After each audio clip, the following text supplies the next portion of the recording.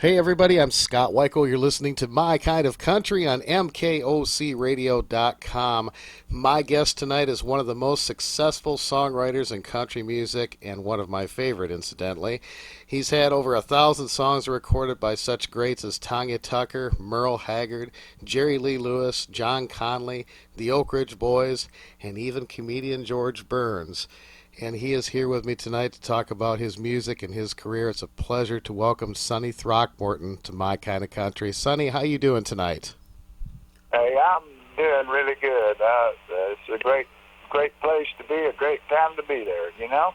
Absolutely. Well, I'm truly honored to have you on the show. I have been a fan of yours for many a year. Well, thank you so much. I'm humbled by that, and I appreciate it. Well, you've got a CD of your own that you've just released, and it's called A New Kind of High. Tell me a little bit about that album. Okay, well, the title's derived from a song that I wrote in the 70s, I think, called Look What I Missed.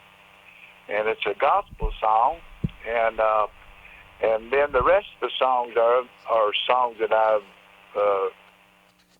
written recently. And I don't know, there's a variety of things, and I decided I had kind of retired for a long time, and I hadn't demoed anything. And demos when you take your songs and make it available by recording for other people to hear. I hadn't done that. So I decided to do one. Buddy Cannon, a great producer in Nashville, had heard a song I wrote called Butterfly, and he wanted me to do a demo on it, so I went in to demo that one. And from that, it wound up being an album, and I demoed a bunch of songs that I hadn't demoed. And so that's the song, and it's taken from the gospel song. There's a line in there that says, I say hi like I tried, never could before. It's talking about, Jesus. And anyhow, it's called New Kind of High, and I really like it. I really do. I haven't done very many things that I've recorded that I like a lot, but I like it.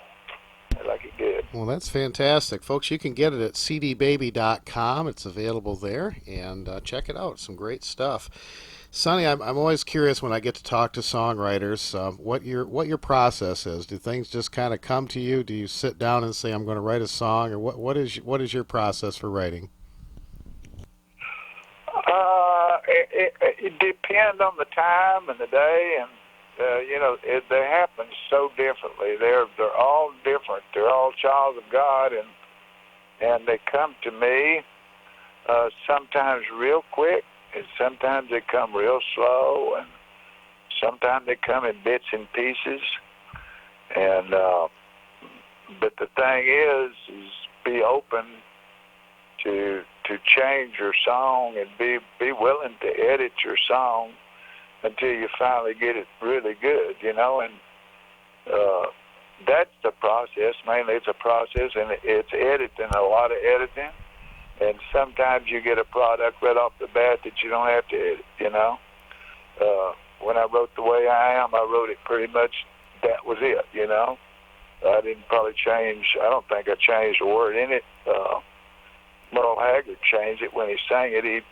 I had Some Old Bayou, and he said Some Blue Bayou, but that's a minor change. Then sometimes I have songs like there's a song on that album that I just put out called Little Miss Out of the Blue.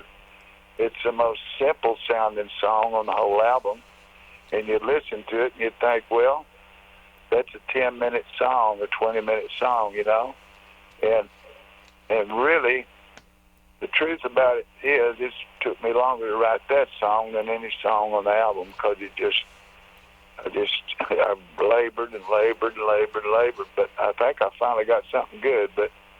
And then there's a thing on there called Deal Breaker, and it's talking about looking for somebody that doesn't have a cat. And it came real quick, It's probably about a 30-minute song, or maybe an hour. But it's different processes. Is the answer. Well, I've talked to a lot of different songwriters, and a lot of them will tell me that the really great songs seem to come fast. Does that seem to be true for you? Uh, yeah, well, yeah, they do. They come real fast. I'm trying to think if that is or I mean, sometimes you got to labor a little bit. I know.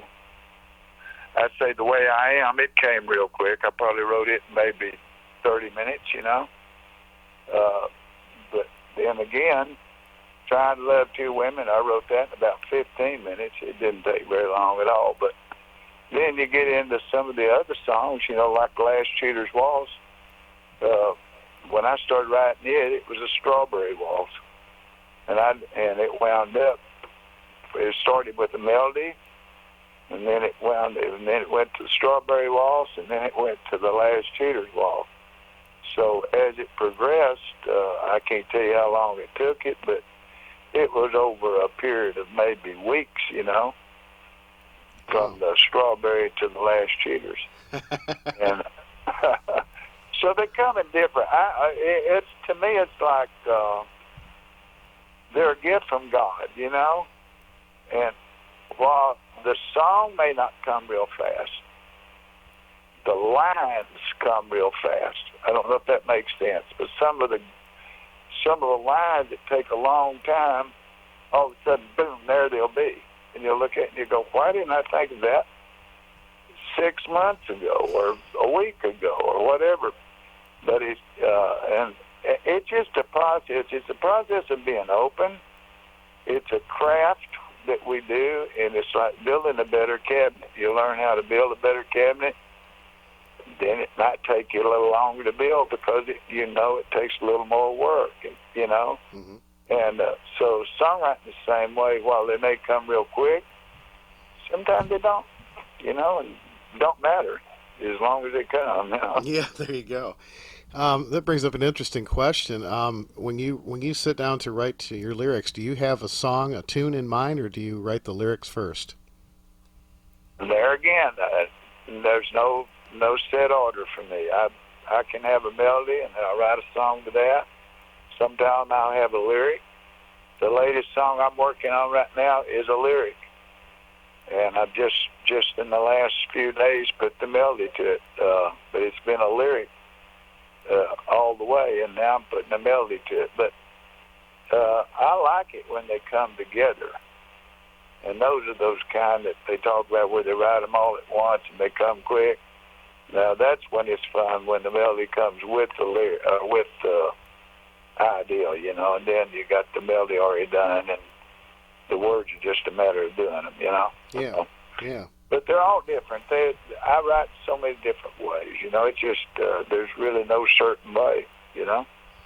Well, whatever you do, it certainly works for you. You've won so many great awards from Broadcast Music Incorporated and, of course, Nashville Songwriters Association International, and the list goes on. So, obviously, the songs you're writing, you're doing it right. Well, I appreciate that. I've been so lucky. There's so many great writers in the world that never get the opportunity that I had, you know, and it's a lot of being at the right place at the right time with the right stuff, you know, and that was just fell on my plate perfectly, and I'm so grateful for that, you know. Absolutely. Well, I know when you started out, you got out of college, you were playing rock and roll, and what brought you over to country music? Well, I went to Hollywood real quick when I got out of college, and I wound up in Hollywood, and I was there for actually the first day I got in Hollywood, I received a recording contract and with London Records and a publishing contract with Garpax Music, and I cut a record, and I had a record out within a week. Oh my gosh! Yeah. And what was really crazy, I had David Gates and Leon Russell played on that session, but I won't get into all that. But I didn't like L.A. I thought it was very did not fit in with my Pentecostal background, very well. So I had stayed a month, and I left. And I had all kind of opportunities offered at that time. They were just going crazy, but I left. I didn't want to, have the influence of that on my life anymore, so I left. And wound up going to Nashville and found out it was just as bad. No, not really. I'm teasing. I don't know. I couldn't. I was a rock and roll singer that couldn't write a rock and roll song. That sounds like a song title right there, Sonny. It's the God's honest truth, but I could write country, and my heart was in country, and I love country, and I love rock and roll, and I love good music. I just love it all when it's good, And music is like everything else. It's there's very little of it's good, and there's a whole lot of it, and a little bit of it's good. For sure. We have to search around and find that little bit that's good, but anyhow. Well, you worked for a time also playing bass for Carl Butler and Pearl. Yeah, Carl Pearl Butler. I did. When I moved to town, that's the way I survived for a little while, playing with him, and that was the exciting times. I got to meet some of my heroes that I had listened to music for so long, people like Little Jimmy Dickens and George Jones, and oh my gosh, the list went on and on, the people that we played with, and that was a great experience. It didn't wind up getting any songs cut, but it was a phase of my life that was a lot of fun, and it was a fun way to survive while I was trying to learn how to be a songwriter, Mm-hmm. So what was your first song that you wrote that became a hit? If you call a song going into Billboard, the first song that I had that was a hit was with the Calhoun Twins, and it went like number 40-something, in Billboard, if you call that a hit. And this thing called Going to the Dogs with a Bunch of Swinging Cats. And that was my first one. My first number one was later, probably 8, 9 years later, 10 years later. My first number one was a song I wrote with Bobby Braddock. It's a thing called Thinking of a Rendezvous. Oh, yeah, Johnny Duncan. Yeah. Johnny Duncan, That was my first number one. Wow. And well, I read something very interesting, and I don't think this has been done before or since, but between the years of 1976 and 1980, at least one of your songs appeared on the country charts every week. Isn't that something? It sure is. Thank you, Jesus. Yeah, that was a good time. I got an award from the DJs in 1980. They called me, asked if I'd come to Virginia or West Virginia. It was Virginia, I guess, where it was. And so I flew over there, and they was having the DJ meeting there for all of the United States, and they give me an award and called me Songwriter of the Year for 1980, and that's what they said, that they come up with that statistic. They got together and discussed it and said that's what it was, and that they was playing one every so many minutes, whatever, so I was really grateful, and that was happening, and it's good to be hot, Yeah, absolutely. And I know you were but with... it's good to not be, too. Well, yeah, I guess so. Good to be both. Well, you were with Tree Publishing at that particular time, and I had read that 150 of your songs had been recorded in just 9 months. So that's quite a volume of material. Yeah, I was very lucky. Very, very lucky. Absolutely. Well, you also had a couple other albums previous to the one we were talking about earlier, and Last Cheater's Waltz was one of those you recorded in 1978 for Mercury Records. Right. that album was turned out to be, I think, every song except one song on there was a hit, but I'm not sure. I think it was. There's a song on there called "She Sure Makes Leaving Look Easy," which I thought was one of the better songs on the album. I don't think it was ever a hit by anybody, but I think the rest of them on that album, every one of them was hits. You know, they had things like "Middle Age Crazy" and I don't know. Wish you could have turned my head and left my heart alone. Try and Love Two Women. Oh, a bunch of them anyhow. But that album, then I had one on Warner Brothers in 1982, something like that. Yeah, Southern Train, right? Yeah, I went to Texas on a promotion tour and run into Bum Phillips down in Houston, and we partied with him all one night. And he called John Meekum, that owned the Saints at the time, which we was all friends. And John said, "Well, I want to party." So we stayed over another night, and I missed my appointment in Dallas, which was going to be on a Thursday to promote my record. And I kind of didn't know about it. That's okay. I missed it. And I thought it was some casual thing, but it turned out it was they had set up stations and all that, and I missed it. Anyway, I lost my gig, and I was on that. That album was out for a week, and then it was pulled back. Oh man! I got fired. Yeah, they called me and they said, "We got young people that'll show up." I said, "I can dig that." But anyhow, those are the two albums that, of course, I've got some little independent albums that I've done.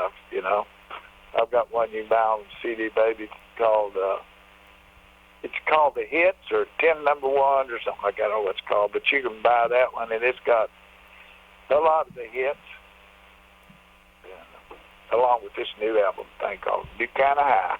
Well, that's great. I like this New Kinda High, though. If you're going to buy it into something, I think I'd grab hold of it. It's got people are really liking it. I hate to say that, but because that normally don't happen with my records, but they do seem to really like this album.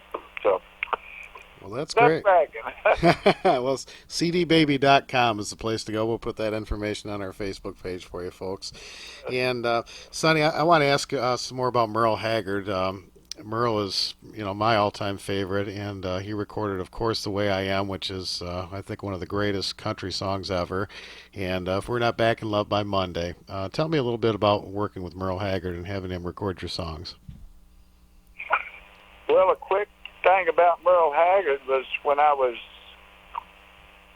before I came to Nashville, I was out in San Jose. That's between the Los Angeles thing, the Hollywood, and coming to Nashville. I was up in Northern California, and I was playing a club, and I got a gig where I was a DJ every Wednesday night or something like that on the big station, Radio King there in San Jose. And it was to build my reputation so the crowd would get bigger where I played, that kind of deal. So I was there one night, and Merle came in. He and Tally, and they had a new record. They was wondering would we play it, and I was on at the time. And it was Sing Me a Sad Song, and I just loved it. I said, man, yeah. And so I jumped on it. So then many, many, many years later, well, he did We're Not Back in Love by Monday, and then later on he did The Way I Am.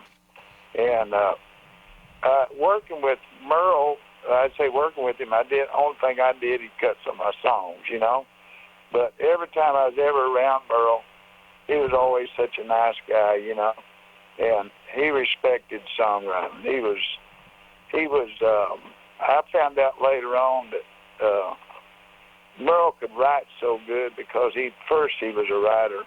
Merle was a writer first. People don't know that.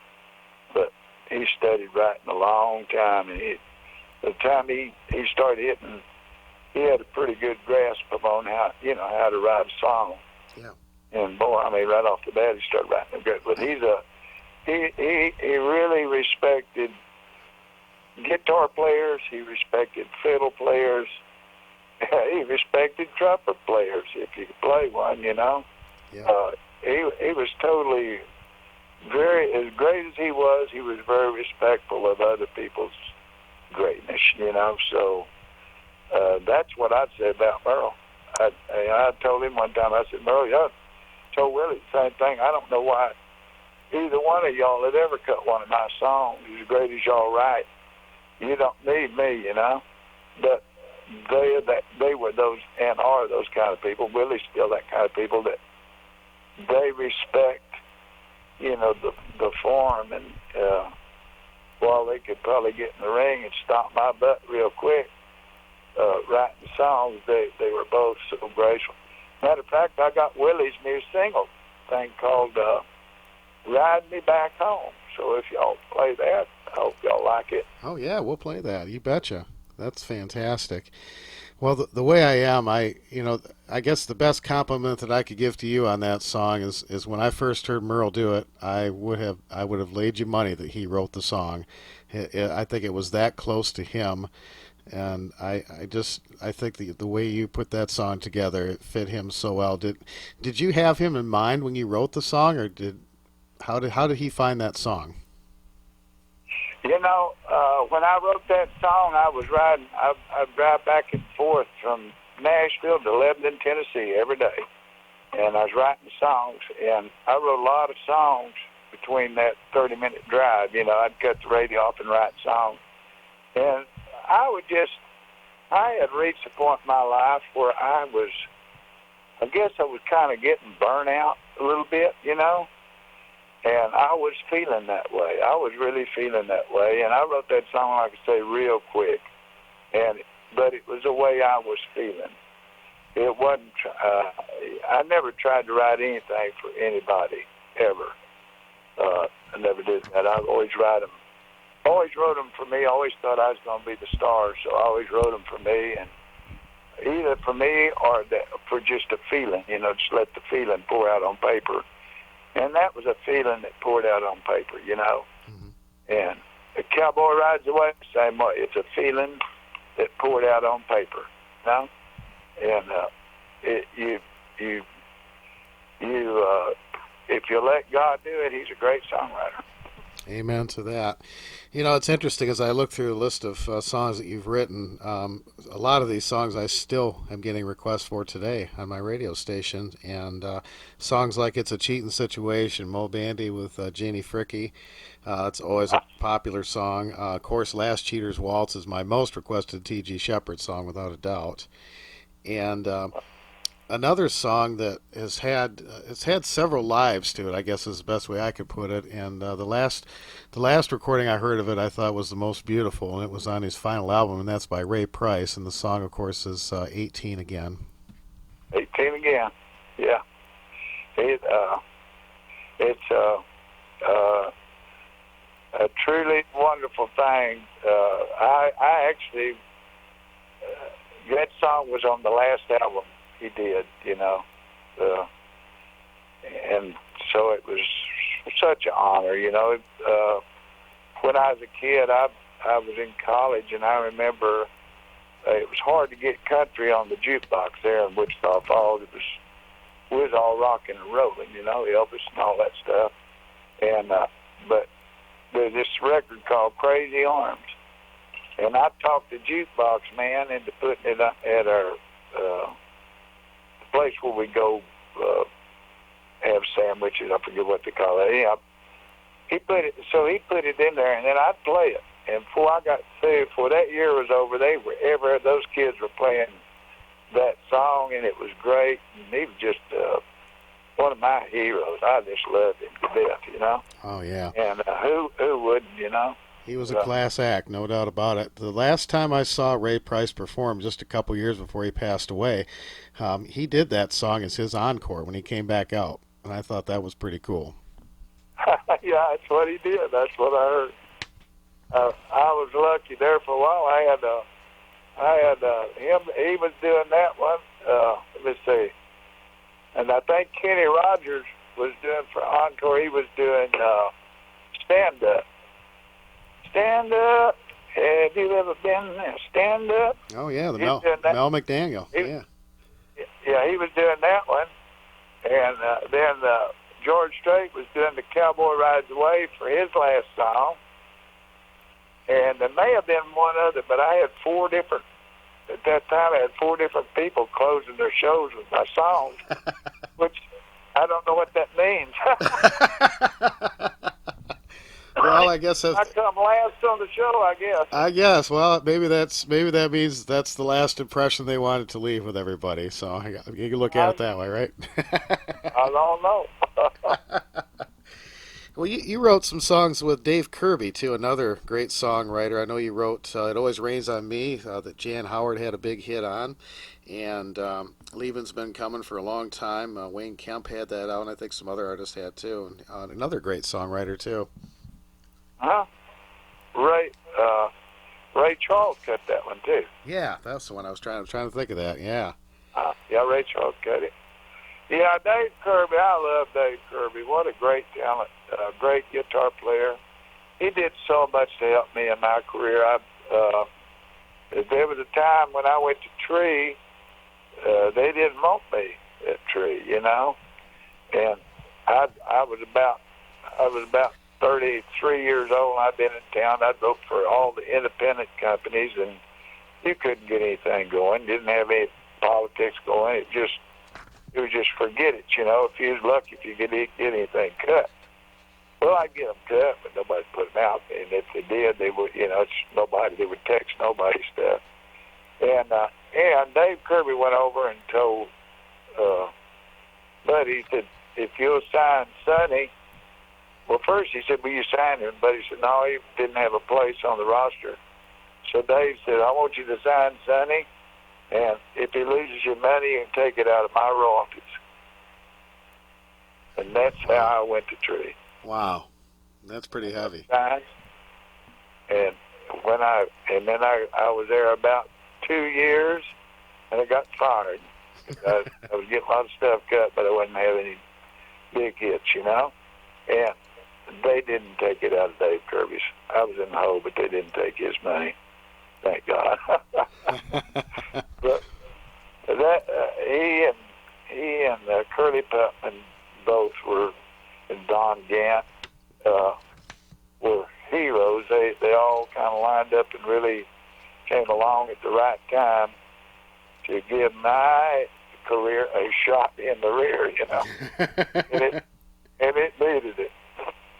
Yeah, Curly was another great writer. I know you wrote "It's a Cheating Situation" with him for Mo Bandy, and that's again another just one of those classic upper echelon of songs as far as I'm concerned. Oh, thank you. What a pleasure he was to write with. In my opinion, he's one of the greatest unsung writers that's ever been. Curly is. My Lord, he wrote I think he had over 100 Billboard hits, somewhere like that. I know one time Bobby Braddock told me that he had checked it out, and that between he and Don Cook, he, Braddock, and myself, I think we had 330 or 340 hits. You know. Wow. Billboard hits, and Curly had the most. He had 100 and something. You know, and of all those hits he had,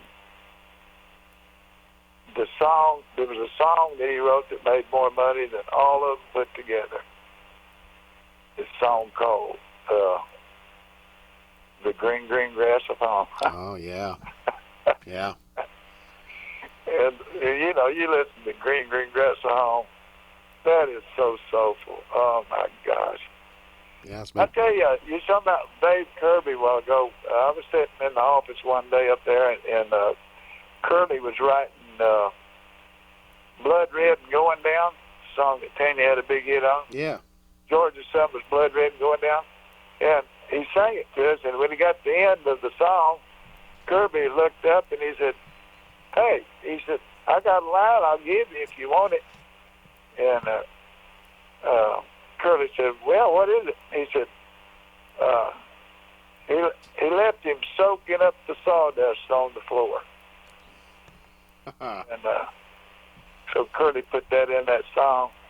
And that was Dave got no credit for it, but that was a Dave Kirby line. I'll be darned. But That's a great line. tied Dave and Kirby together. That's fantastic. John Conley, you had a couple number ones of your songs too. She Can't Say That Anymore. I know it was one of them, and I'm trying to think of the other one right off the top of my head. You'll probably Friday Night Blues. Friday Night Blues. That's the one. Yep. Man, Friday Night Blues. you wrote a lot of country classics, my friend. I'm impressed. This is like a who's who resume that I'm reading through here. Oh, I've been very lucky. He did another song that was a pretty big hit for us. And I think he did. My memory's faint me on this, but I think he did a song that Curly and I wrote called "All I Want's What I Have With You." I think you're right. Yeah, I believe I have that. Yep. Wow. So he really, what a great artist he is. So, yeah. Did you ever do any writing with Harlan Howard? I did. I wrote about. Harlan called me one morning. He said he'd come back. He decided to quit fishing. He'd come back to town and start writing songs again. And one Sunday morning, he called me and he said, "Sonny," he said, "there's this group that's out. It's this girl, this woman, and her daughter, and the best singer. This girl, the best singer since Walking After Midnight." Patsy Cline. Yep. And we need to write a song. Won't you come over to the house? It was on a Sunday morning. And I said, "Well, Harlan, I don't want to come over writing no song this morning. I'm tired." So I did. The next Sunday morning, the same thing. The phone rang. "Come on over, man. We're going to write a song for this, you know." So I went over there and sat down with them. And we wrote, because of that, we wrote 4 or 5 songs. And I think they recorded every one of them. I'm pretty sure they did. And we wrote one really big hit, a thing called "Why Not Me." Oh my gosh, the Judds. Wow. Yeah. Uh-huh. You guys wrote that together. I did not know that. Wow. That's neat. Yeah. Harlan and I wrote that. Yeah. Wow. No kidding. I didn't know. Well, I learned something today. Wow, that's really cool. That is really cool. Well, you are obviously still writing and people are recording your songs, as you said, with Willie. He's got your song out right now. And are you doing any performing at all? I go out some. I play some festivals, and I'm doing a thing in New Mexico. I'm doing the Carlsbad Energy Summit, which is a hoot. I go out there and I did that last year. I'm going to do it again this year, and then we're going to do a big show out there. They're going to have a big open out of Carlsbad. They're going to have another show that we're going to do. So, and I'm going to come. I'm doing working in, let's see, Huntsville, and not next week, but the week after that. Mainly, I like to leave time open so I'll have time to record and do it. Most of the performing when you're an unknown songwriter, it don't afford you the luxury to go do that a lot. So I need to devote my time to what I do, which is songwriting. So the the long answer to a short question is I do it sometimes, yes. Yeah. Well, you're certainly not an unknown songwriter. My gosh, you're, in my opinion, one of the greatest in the music business ever, and that's evidenced by this great body of work that you got. And Bless your heart. I'm just in awe, and I can't tell you how much I've enjoyed talking with you today. I've been really looking forward to this, and I want to thank our buddy Ruben Darnell for getting us in touch. He's another great singer and songwriter as well, and I appreciate him getting us in touch today. Yes, we do. Thank you, Ruben. And SonnyThrockmorton.us is also Sonny's website. You can go there and check out what he's got going on. And please pick up his new album, A New Kind of High, at cdbaby.com. And we'll have that information on our Facebook page as well. Sonny, I'm going to ask you a loaded question, and there may not be an answer. Maybe you'll surprise me, and there is. But What is the song that you are the proudest of that you have written over the years, be it a big hit or maybe not a big hit? Is there one that really stands out in your mind as one you'd like to be remembered for?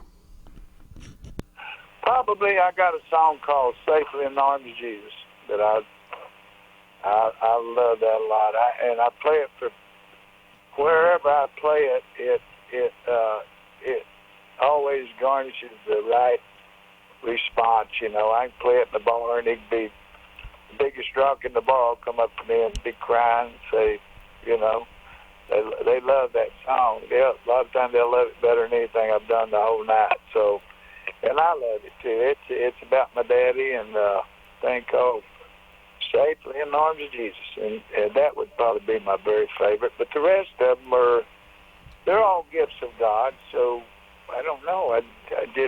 I love everything He gave me, really. That's wonderful. Well, you were certainly in the right frame of mind, and I applaud you for that. And I want to thank you for your contributions to country music. I know that songwriters oftentimes they go without a lot of recognition, but people like me that are really musical connoisseurs, they pay attention to things like that. And I want to thank you in front of all my listeners for all the wonderful music you've shared with us over the years. Well, I really appreciate you. Yeah, it's a long, dry spell that you may go trying to find somebody that does country anymore. So it's so appreciative of people like you that they're still carrying the banner. Amen to that. Well, we're going to play some songs. In fact, we're going to take a whole big segment and just play a whole bunch of your big hit songs, and I probably could fill up the rest of our show with that tonight, so we may just do that. So, Sonny, it's been a pleasure. Thank you so much for being on My Kind of Country. I really appreciate you taking the time. It's been an honor, my friend. Hey, and if you get a chance, play them the Deal Breaker and see if people respond to it. I think you'll get some nasty letters and you'll get some favorable letters, but I'd love to know how people respond to it. It's some people call it the dog song, some call it the cat song, some people call it the Deal Breaker, but it's not the most country production, but I still would love the response. So all right. All right. Well, thank you, and let me know if they ring the phone off the wall. I have to come up there and sing them Deal Breaker. All right. That sounds like a good plan. Thanks a lot, Sonny. All right. Thank you so much, and it's been great.